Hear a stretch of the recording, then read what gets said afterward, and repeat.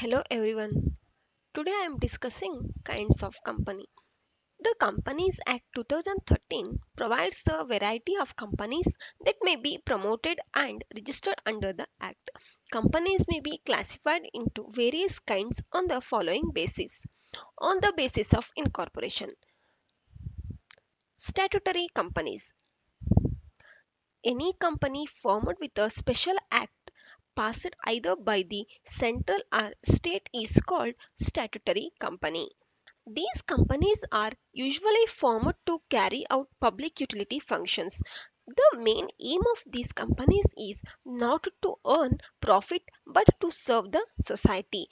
Examples of statutory companies are Reserve Bank of India, State Bank of India, Life Insurance Corporation of India, Unit Trust of India, etc. Next is registered companies.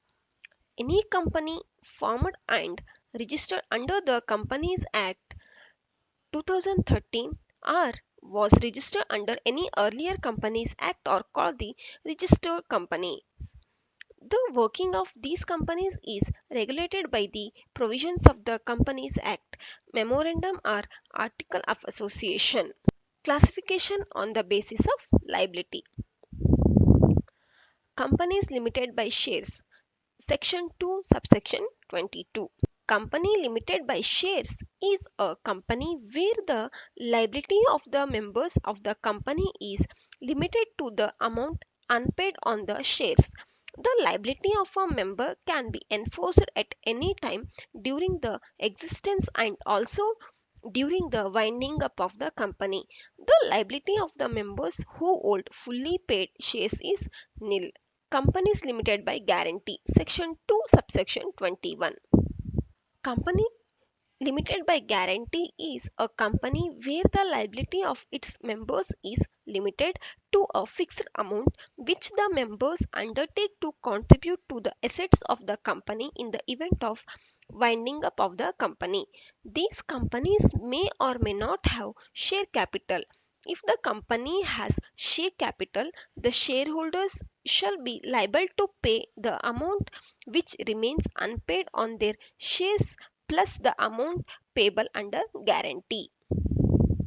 Unlimited companies. Section 2, subsection 92. Unlimited companies are companies in which the liability of the members is unlimited. The members of these companies are liable to pay the full debts of the company. Each member is liable to contribute from his private asset towards the amount required for payment of the entire liability of the companies. On the basis of number of members. Private company, section 2, subsection 68. According to section 2, subsection 68 of the Companies Act 2013, a private company is a company which has a minimum paid up capital as may be prescribed and which by its articles limits the number of members to 200 except in case of one person company, prohibits any invitation to the public to subscribe for any shares in or debentures or any other securities of the company, prohibits any invitation or acceptance of deposits from persons other than its members, directors, or their relatives. A private company may be registered with only two members. It must use the word private limited at the end its name. Public company. Section 2, subsection 71. According to Section 2, subsection 71 of the Companies Act 2013, a public company means a company which is not a private company and has a minimum paid up capital as may be prescribed, is a private company which is subsidiary of company which is not a private company. The minimum number of members required to form a public limited company is 7 and maximum there is no limit. One person company. Section 2, subsection 62 of Companies Act 2013. One person company means a company which has only one person as a member. Only natural person who is an Indian citizen can form one person company. The name of such company should end up with the word OPC. Other kinds of companies. Government companies. Section 2 subsection 45. According to Section 2 subsection 45 of the Companies Act 2013, a government company is a company in which not less than 51% of the paid up share capital is held by the central government or any state government or governments, or partly by the central government and partly by one or more state governments. Example for government companies are the Hindustan Machine Tools Limited, the State Trading Corporation of India Limited, the Bharat Electronics Limited.